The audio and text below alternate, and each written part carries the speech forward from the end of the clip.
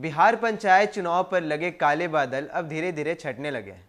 आपको बता दें, त्रिस्तरीय पंचायत चुनाव को लेकर राज्य सरकार ने यह पहले ही आदेश दे दिया था कि सभी गांवों में अब परामर्शी समिति बनाई जाएगी जब तक पंचायत चुनाव संपन्न नहीं हो जाए।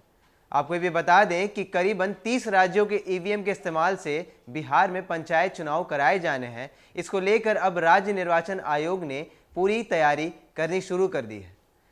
इस खबर के बारे में आपको विस्तार से बताते हैं और बताते हैं कि किन राज्यों से ईवीएम आने वाले हैं और कब तक चुनाव के परिणाम घोषित कर दिए जाएंगे। पंचायत चुनाव के लिए देश के अलग अलग राज्यों से करीब 2,08,024 बैलेट यूनिट और 1,88,376 कंट्रोल यूनिट मंगाए जाने। सभी जिलों को अलग अलग प्रदेश से ईवीएम मंगाने के लिए टैग कर दिया गया है। बिहार में होने वाले त्रिस्तरीय पंचायत चुनाव में मतदान के दूसरे दिन ही परिणाम घोषित हो जाएंगे।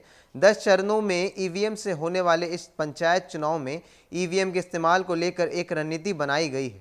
इसके अनुसार पहले चरण का मतदान और मतगणना संपन्न होने के बाद इसी ईवीएम को तीसरे चरण की वोटिंग के लिए संबंधित क्षेत्रों में भेज दिया जाएगा।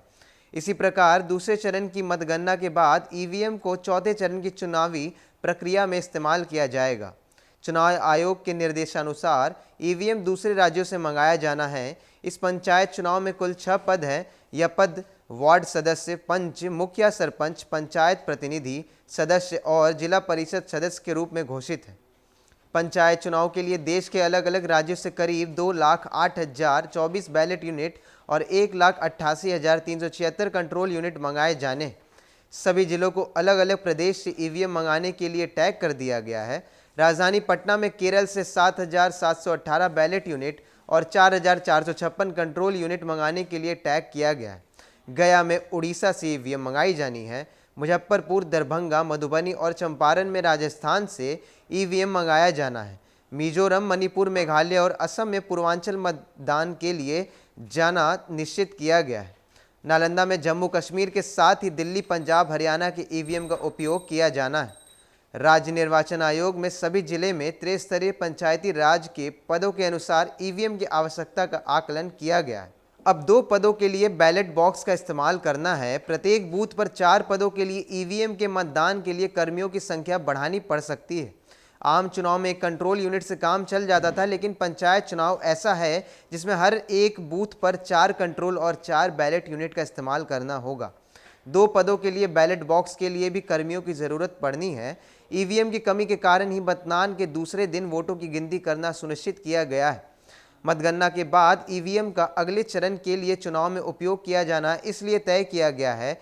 प्रथम चरण वाले ईवीएम का तीसरे, 5वें, 7वें और 9वें चरण में उपयोग किया जाना तय हुआ है, जबकि दूसरे चरण वाला ईवीएम का इस्तेमाल चौथे, छठे, 8वें और 10वीं चरण में किया जाना सुनिश्चित किया गया है। तो जैसा कि आपने देखा, बिहार पंचायत चुनाव को लेकर जिस तरह की अटकलें चल रही थी कि इसके जो तय तारीखें हैं यानी सितंबर से अक्टूबर तक, उसमें वह चुनाव कराया जा सके। मगर आपको ये भी बता दें कि बिहार अभी फिलहाल बाढ़ से जूझ रहा है। इसको लेकर भी राज्य निर्वाचन आयोग ने यह साफ कह दिया है कि बाढ़ग्रस्त इलाकों में जो चुनाव है वह विलंब से होंगे, यानी सितंबर से अक्टूबर के बाद भी पंचायत के चुनाव जारी रहेंगे।